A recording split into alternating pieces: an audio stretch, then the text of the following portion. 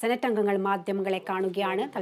അങ്ങനെയാണെങ്കിൽ കാരണം സെയിം അവരുടെയും അർഹത സംബന്ധിച്ചുള്ള ഒരു കേസാണ് അത്. മറ്റേ 4 കുട്ടികളുടെ ആ കേസിനോട് ക്ലബ് ചെയ്തിരിക്കുകയാണ്.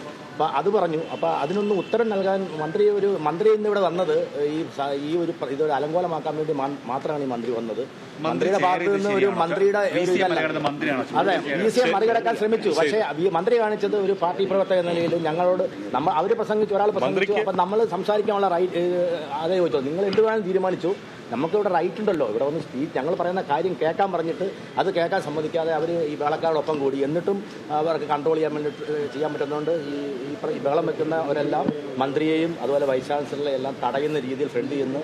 ഞങ്ങളുടെ സംസാരം കേൾക്കാതിരിക്കാൻ വേണ്ടിയുള്ള ശ്രമം നടത്തിയത് ആപ്പാടെ ഒരു ബഹളമയമായിരുന്നു. പക്ഷേ വൈസ് ചാൻസലർ പുള്ളിയുടെ റൈറ്റ് ഓക്കെ പറഞ്ഞു. അദ്ദേഹത്തിനാണ് ഈ മീറ്റിങ്ങിലെ ഫൈനൽ അതോറിറ്റി. മന്ത്രി എന്തൊക്കെയോ പറഞ്ഞു, അതാർക്കും കേൾക്കാൻ വയ്യായിരുന്നു. വൈസ് ചാൻസലർ പ്രത്യേക അജണ്ട വെച്ച് വിളിച്ച യോഗമാണ്. ആ യോഗത്തിൽ ഇന്ന് ഇവിടെ പങ്കെടുക്കുന്നത് വരെ ആ അജണ്ടയെ തള്ളിപ്പറയാനോ എതിർക്കാനോ ശ്രമിച്ചിട്ടില്ല. അപ്പോൾ അജണ്ടയെ അംഗീകരിച്ച സ്ഥിതിക്ക് ഇന്നത്തെ യോഗം VC നിശ്ചയിച്ച പ്രകാരം നടന്നു എന്നാണ് ഞങ്ങൾ വിശ്വസിക്കുന്നത്. ഞങ്ങൾ എന്തോ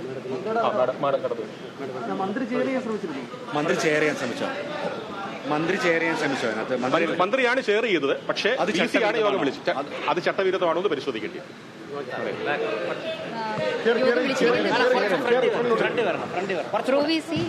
ഒരു ഏക അജണ്ടയുടെ പുറത്താണെന്ന് യോഗം വിളിച്ചിരുന്നത്. ആ അജണ്ടയെ അട്ടിമറിക്കുന്ന രീതിയിലുള്ള സമീപനമാണ് പ്രൊവിസിയുടെ ഭാഗത്തു നിന്നും ഉണ്ടായത്.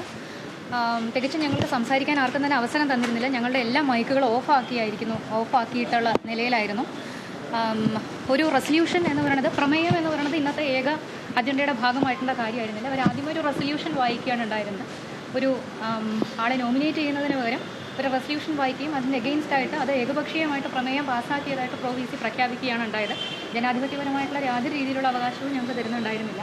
അവരെല്ലാം ഡയസിന് ചുറ്റും വളയുകയും ആക്രോശിക്കുകയും പല അവസരങ്ങളിലും ഞങ്ങളുടെ നേരെ മുട്ടി ഉരുട്ടിക്കൊണ്ട് വരികയൊക്കെയാണ് ഉണ്ടായത്.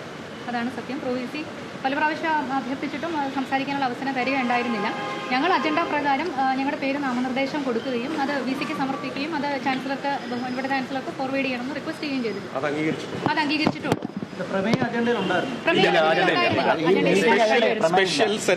അതല്ല മാത്രമല്ല, യൂണിവേഴ്സിറ്റി ആക്ടിനകത്തും സ്റ്റാറ്റ്യൂട്ടിനകത്തും വളരെ കൃത്യമായിട്ട് എന്തെങ്കിലും റെസൊല്യൂഷൻസ് കൊണ്ടുവരികയാണെന്നുണ്ടെങ്കിൽ അത് വളരെ മുമ്പ് തന്നെ രജിസ്ട്രാർക്ക് സമർപ്പിക്കണം. അത് വൈസ് ചാൻസലർക്ക് വിടണം. കാര്യം എന്താണ് അവതരിപ്പിക്കാൻ പോകുന്ന റെസൊല്യൂഷൻ എന്നുള്ളത് ഞങ്ങൾ അംഗങ്ങൾക്ക് അറിയണം. അതിനനുസരിച്ച് മാത്രമേ അതിനോട് പ്രതികരിക്കാൻ പറ്റുള്ളൂ. അപ്പോൾ അതിന് മുൻകൂറായിട്ട് ഞങ്ങൾക്ക് തരികയും നോട്ടീസ് തരികയും ആ റെസൊല്യൂഷൻ്റെ ഒരു കോപ്പി തരികയൊക്കെ ചെയ്യണം. അപ്പോൾ തികച്ച നിയമവിരുദ്ധമായിട്ടും ഇല്ലീഗലായിട്ടും ഇംപ്രോപ്പറായിട്ടുമാണ് അവരെന്ന് നിശ്ചയിച്ചിട്ടുള്ള അജണ്ടയ്ക്ക് തികച്ചും വിരുദ്ധമായിട്ട് ഇന്നൊരു റെസൊല്യൂഷൻ കൊണ്ടുവന്ന് അതിനെ പാസ്സാക്കി അജണ്ടയെ അട്ടിമറിച്ചു. പാസ്സാക്കാനായിട്ട് ശ്രമിച്ചു. പലവിധ നിരവധി ശ്രമം ഉണ്ടായി.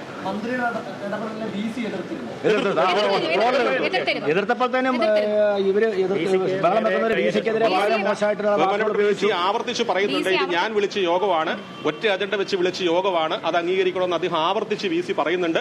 ഞങ്ങൾ അതിനെ സപ്പോർട്ട് ചെയ്യുകയും ചെയ്തിട്ടുണ്ട്. അതനുസരിച്ച് ഞങ്ങളൊരു നോമിനേഷൻ അവിടെ ബഹുമാനപ്പെട്ട VCക്ക് സബ്മിറ്റ് ചെയ്യുകയും ചെയ്തിട്ടുണ്ട്. അത് അംഗീകരിക്കുന്നതാണ് ഞങ്ങളുടെ പ്രതീക്ഷ. എടുക്കാൻ പറ്റാത്ത അവസ്ഥയായിരുന്നു. VC ഓവർ പവർ ചെയ്യുക.